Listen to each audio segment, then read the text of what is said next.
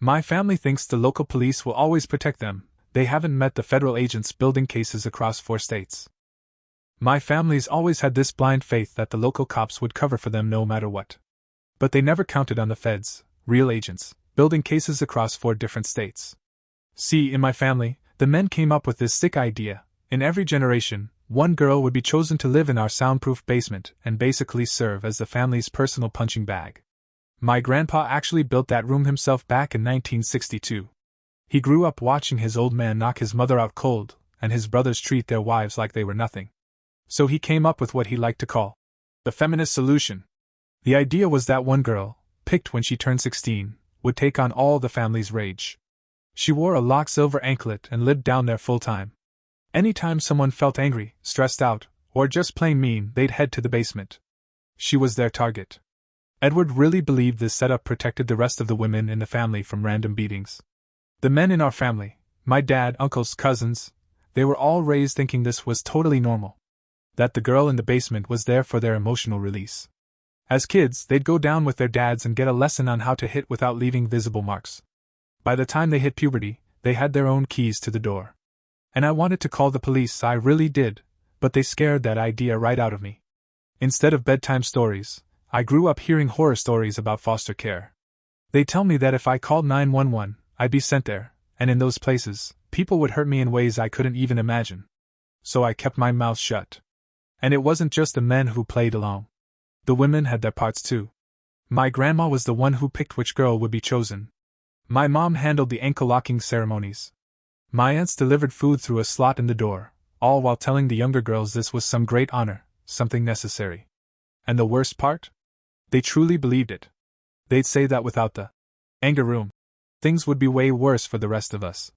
I was 8 when my Aunt Laura was picked. I still remember watching her own parents hand her over like she was some kind of sacrifice. There were strict rules. The chosen girl served from 16 until she died or couldn't function anymore. As soon as one was gone, the next had to be chosen immediately. No pauses. No exceptions. My grandma kept records like it was a damn business. She had logs tracking who served, for how long, and how well they did.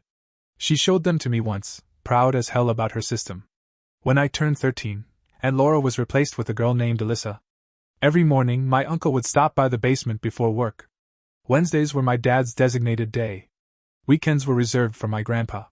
The women visited too, though not as often. All that pain and frustration in the family? It got dumped on Alyssa. Around that time, I finally figured something out, something that changed everything. The heating vents ran through the whole house. I realized I could hear what happened down there. I could hear Alyssa begging. I knew when each person went down. I even heard my grandma calmly telling my 9-year-old cousin Zoe that she might be lucky enough to be chosen someday. That's when I started recording it all. I hid 6 months' worth of evidence using those vents. I brought in 8 of my younger cousins who didn't want to be chosen either. Lena figured out the vent layout. Tessa learned how to pick locks. We snuck in medical supplies for Alyssa and documented her bruises and injuries through the grates. Everything came to a head at our Christmas dinner that year. My grandmother stood up holding the ceremonial selection bell. She said Alyssa had served honorably, even pointed out how badly hurt she was. And then she announced it was time for a new girl. Her eyes landed on little Zoe, who just smiled, too young to understand what was about to happen. I stood up and played every single recording through hidden speakers. The place exploded. Family members screamed and tried to stop me, but it was too late. Tessa had already called the cops. The rest of the girls circled around Zoe and me while the evidence blared. You could hear the beatings.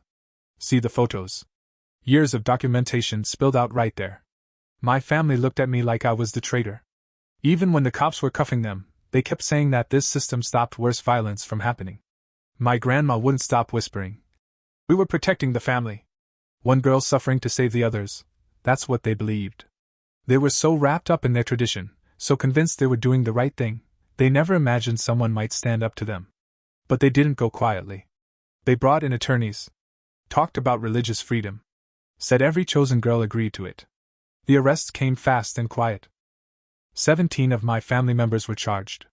That's when it really hit me just how twisted all of this was. They hired top-tier lawyers. 3 weeks later, we were standing in court. We gave the judge all the proof. He looked up with the coldest stare I've ever seen. Case dismissed, he said.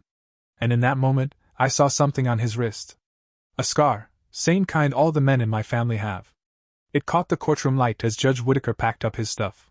My hands were shaking while I watched him stand. My relatives hugged their attorneys, relief all over their faces. Alyssa sat in the witness chair, barely conscious. Her medical records were scattered like junk on the prosecution's table. I grabbed the prosecutor as he closed his briefcase. He jerked his arm away without looking at me and mumbled something about jurisdiction problems. The bailiff pushed us toward the doors, while my grandma smiled like she just won the lottery. My dad slapped my uncle on the back, both of them already pulling out their phones. Outside, reporters were crowding around our family's legal team. I overheard bits of their speech, something about lies and troubled kids making things up for attention. My cousins huddled close. Lena held my hand so tight her nails broke skin. Tessa kept staring at the doors, hoping the cops would come back and make things right. 3 hours later, I got photos on my phone from my aunt's social media. The whole family was celebrating at Marcello's, same Italian place they always loved. Glasses raised, Grandpa grinning with his arm around Judge Whitaker. They were both wearing silver bracelets that gleamed under the lights. The caption read, "Justice prevails. Family stays strong." That night, Alyssa collapsed in my bathroom. Paramedics said her blood pressure was through the roof. As they strapped her onto the stretcher, she kept mumbling about going back to the room. She was terrified they'd punish her for speaking out. I rode with her to the hospital, holding her hand as she drifted in and out. The next morning, I woke up to 23 missed calls, all from numbers I didn't recognize. The first voicemail was just someone breathing.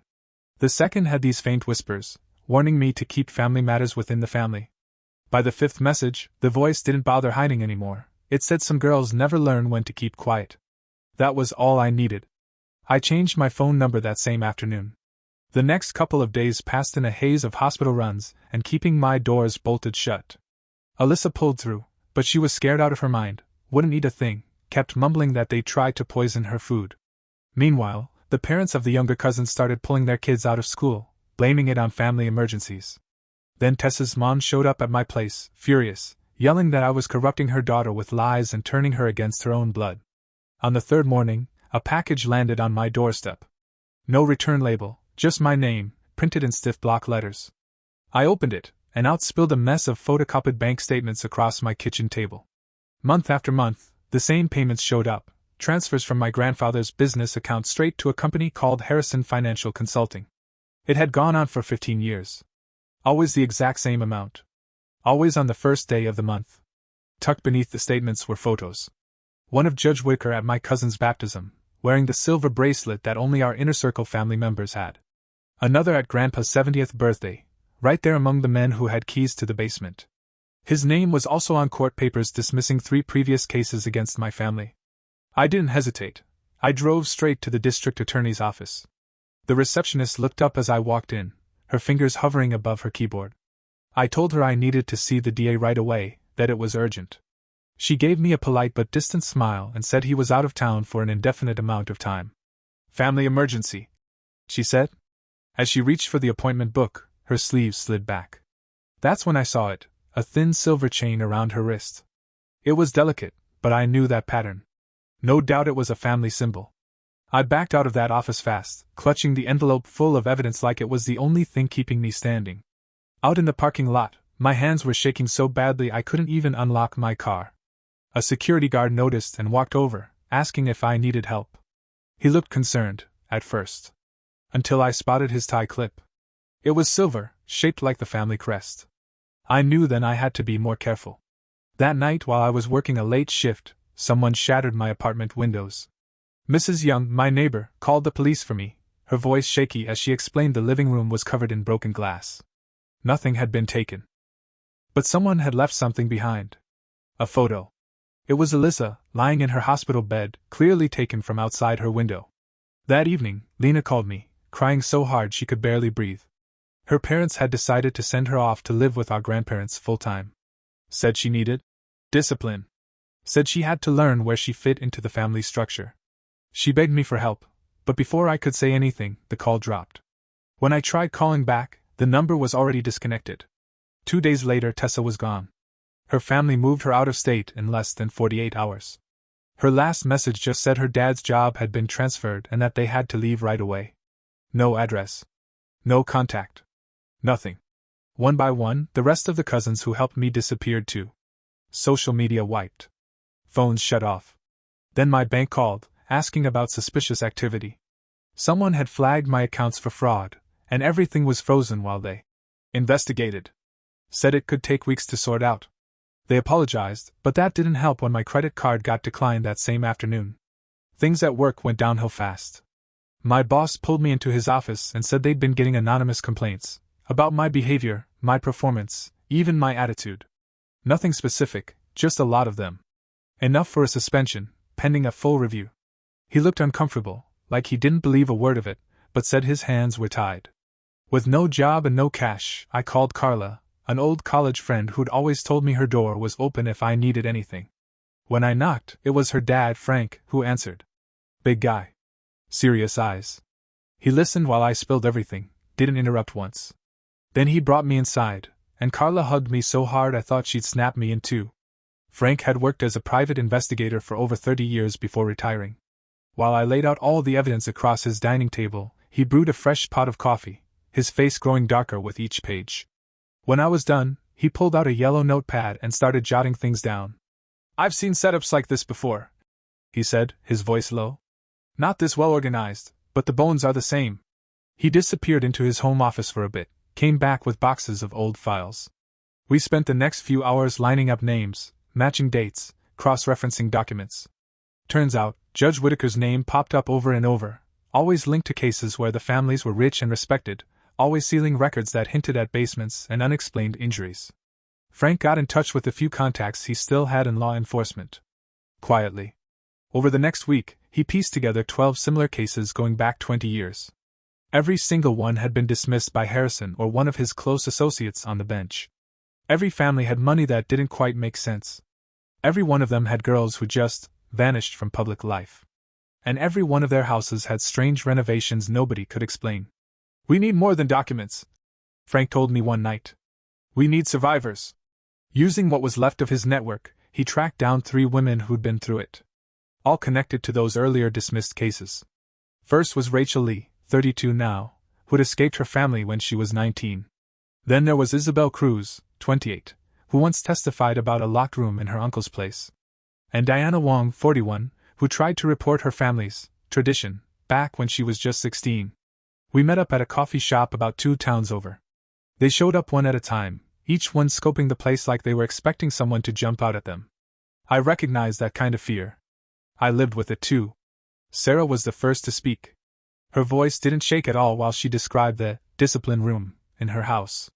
Maria quietly rolled up her pant leg to show old scars on her ankle, clear marks from being restrained. Jennifer pulled out pictures. They were of other girls who hadn't made it. They cover for each other, Jennifer said. Judges. Cops. Business owners. They marry into each other's families and protect their secrets. But the women had more than just stories.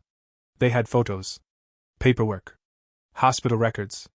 Most importantly, they had names. 15 families across 4 different states. All linked through marriages, business deals, and the same twisted tradition. The silver jewelry or scarring marked who was in. Frank pulled everything together, our witness statements, physical evidence, names, timelines, into one massive case file. Federal crimes cross state lines, he said. That gives us a shot. We were looking at charges like kidnapping, unlawful imprisonment, and conspiracy, federal crimes. That meant we could take this to a federal courthouse and completely sidestep Harrison and his whole crooked circle.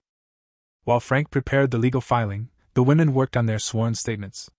Each affidavit laid out years of horror, specific names, exact dates, addresses. Sarah's hands were shaking as she signed hers, but her eyes held steady. You could tell she was done being scared. About 2 weeks before the hearing, there was a knock at Carla's front door. And there she was, my grandmother. I recognized her silhouette right away. Frank opened it, and didn't budge, making sure to keep himself between her and the house. She smiled, soft and fake, saying she was there to make peace with her granddaughter. Frank didn't say a word, didn't move an inch. That's when she reached into her bag and pulled out a manila envelope. $2 million, she said loud enough for me to hear from the kitchen. A trust fund for my granddaughter, if she's willing to walk away from this nonsense. I stepped into the hallway, staring her down. The moment she saw me, the sweet act disappeared. Her smile dropped, and her face twisted like she'd just bitten into something rotten. She leaned in a little and hissed, "You idiot! The tradition doesn't die with you." Then came the blow. Lena has already been chosen to take Alyssa's place. The ceremony's next week. Everything in me froze. Lena was only 9. Same as Zoe had been. And worse, she'd helped me. She'd made herself a target. I lunged at my grandmother, ready to drag the truth out of her if I had to. But Frank caught me by the arm and held me back while she turned and walked calmly to her car, like nothing had happened. "We can't go off half-cocked," Frank said, voice firm. "If we blow this now, we lose everything." But I couldn't sit around. I couldn't let that ceremony happen. That night, I drove to my grandparents' house and parked a block away. I crept up through the shadows, spotting a faint light coming from the basement window. The same light I'd seen my whole life. Using what Tessa had taught me before she disappeared, I picked the lock on the cellar door. That damp, cold smell hit me the moment I stepped inside. It took me right back. And then I saw her, Lena, curled up in the corner, silver anklet locked tight around her leg. She looked up at me with eyes already gone distant, already slipping into that blank state Alyssa used to wear. I ran to her, dropped to my knees, and started working on the lock. She whispered that the ceremony was happening soon. That Grandma said it was an honor? My stomach turned. Then I heard it, footsteps above. A bunch of them. Heavy and fast. They were coming. I grabbed my phone and hit the button for a live stream. My hands were slick with sweat, and the pic kept slipping. Upstairs, the voices grew louder. Just as I popped the lock free, the basement door slammed open. First down the stairs came my dad. Right behind him, my uncles, and then my grandfather. They froze when they saw me, crouched beside Lena, my phone camera aimed at all of them. The viewer count on the live stream ticked up fast. "Step away from her," my grandfather barked. I stood up slowly, pulling Lena behind me and raising my phone. "Thousands of people are watching right now," I said. "They see everything." My uncle lunged at me. I dodged, but more relatives pushed their way into the tight space. Someone grabbed my wrist and tried yanking the phone out of my hand. Lena screamed when my aunt reached for her. It turned into pure chaos, shouting, shoving, people everywhere in that little basement. Then I heard it, car doors slamming. A voice boomed from the top of the stairs. "Frank." Right behind him were voices calling out, "Federal marshals!" Everyone froze. Agents poured down the stairs in tactical gear. They weren't aiming weapons, but they made it real clear we weren't going anywhere. "We've been watching this stream," the lead marshal said. "Nobody move." This time, the arrests went off like clockwork. The marshals documented everything, the restraints, the setup, the space itself. They sealed it all up as evidence. Turns out they'd been building a case ever since Frank filed the paperwork. And my live stream? That gave them what they needed to act on the spot. 6 months later, the federal trial kicked off. With local judges and police kept out of it, the whole truth finally came out. 15 families, all with their own variations of the same brutal tradition. Protected by planted judges and city officials, all tied together through arranged marriages, money, and silence. Each family chipped into a slush fund that paid for hush money and legal shields. Judge Whitaker's arrest was all over the news. When they cracked open the safe in his house, they found everything: bank records, handwritten logs, names, dates. 3 other judges went down with him. 2 police chiefs. A bunch of city officials. Every single one of them marked with the same silver jewelry or scars. They were all in on it. My family got heavy sentences, 20 years minimum, some for life. Edward died behind bars. My father will too. My grandmother, who handpicked girl after girl for decades, got 40 years. The other families didn't fare any better. Once word got out, other survivors stepped up, women who lived through it and were finally ready to talk. Alyssa spent a long time in therapy, slowly piecing herself back together. The younger cousins were placed with foster families, carefully chosen folks who understood trauma and what it takes to help kids feel safe again. Lena was placed 2 states away, but we video chat every week. I get to see her laugh now. Sometimes even smile. It's slow going, but she's healing. As for me, I went back to school. Studying social work, specializing in family trauma and cult dynamics. I'm not done fighting. Because I've seen what silence can do. And I'll never let it win again. At my internship desk, I kept just one photo.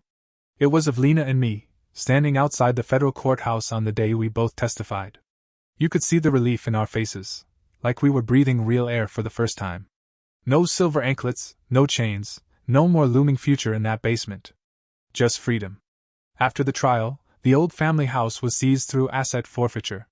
The feds combed through every inch of it, and they didn't rush either. They took their time. Eventually, they found something behind a hidden wall in the sub-basement, an extra space my grandfather had built himself. Inside were the remains of 8 women. 8 lives, going all the way back to the 1960s. These were the girls who hadn't survived their time as the chosen. Their families had been told they ran away. But the truth had been sealed behind bricks and lies for decades. Now it was finally out. Letters started showing up in my mailbox. Every month. Handwritten notes from my relatives, mailed from various prisons. Each one was laced with venom, calling me a traitor, a disgrace, an ungrateful brat who'd turned her back on family. I didn't throw them out. I kept them, filed in a plain box I labeled, evidence of no remorse. They served as reminders. Not just of who they still were, but of why I did what I did. Breaking the silence hadn't just saved Lena or Alyssa. It saved girls who weren't even born yet. Generations of them who would never know that soundproof room even existed. Frank helped me see the bigger picture. Real courage isn't just standing up to one abuser. It's staring down an entire system that says you're wrong for even trying. And doing it anyway. At one point, that network felt untouchable, like it had its roots in everything: law, money, bloodlines. But in the end, persistence, proof, and the law at the federal level broke it all apart. Now, all those secret rooms sit empty. Those chains of tradition? Finally shattered. My phone rings more often than it used to, usually late at night, sometimes during lunch. Women from other states, survivors who saw the trial on the news, heard the testimonies, and realized their stories weren't so different. They'd grown up thinking they were alone. I started helping them. Pointing them toward trauma-informed lawyers. Connecting them to nonprofits that couldn't be bought off. Some of these women were terrified, just like I was. But most? They were ready to fight. Turned out, the network was bigger than we thought. But so was the community rising to take it down. Some nights, I still hear things. The sound of Alyssa crying through the vents. Only now it's more like an echo in my mind than a memory. When that happens, I close my eyes and think of Lena giggling on our last video call. Or I picture one more survivor stepping into a courtroom and tearing down another family's version of the tradition. The rooms are gone now. The silver anklets were melted down, marked as evidence. The cycle was broken, not by force, but by women who finally said no. Who stood their ground. Who refused to let it keep going. And I was proud to be one of them.